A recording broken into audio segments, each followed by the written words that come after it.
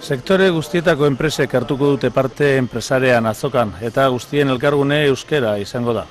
Euren produktu edo zerbitzuak euskeraz eskaintzen dituztelako batzuek eta euskeraz lan egiten dutelako besteek.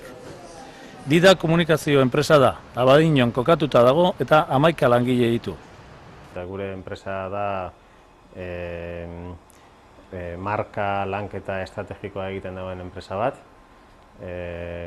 Beste atal bat dauko hizkuntza zerbitzuena, bi ataletan banatzen da gure enpresaren zerbitzue, eta eramango dugune da hori, eta gainera eramango dugu sorreratik gure enpresak euskeraz lan egiteko erabakitzea hartu da denez, hala nahiken dauela, naiz eta gazteleraz, ingelesez edo frantsesez egiteko gaidan. Bilabonan Latz Tresnak izeneko enpresak elikadura eta ostalaritzarako ekipamentuen salmenta egiten du. Orain dela urte batzuk, euskeraz lan egiteko erabakia hartu zuen. Erabaki genuen euskaldun bezero guztiei zerbitzu guztia euskeraz ematea.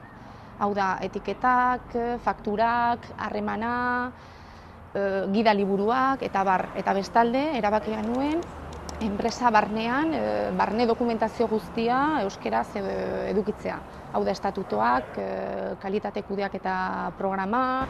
Azoka honen helburuen artean esperientziak eta jakintza elkartrukatzea, baliabideak partekatzea, proiektuak elkarlanean aurrera eramatea eta indarrak batzea euskeraz ez dauden baliabideak euskeraz egon daitezen.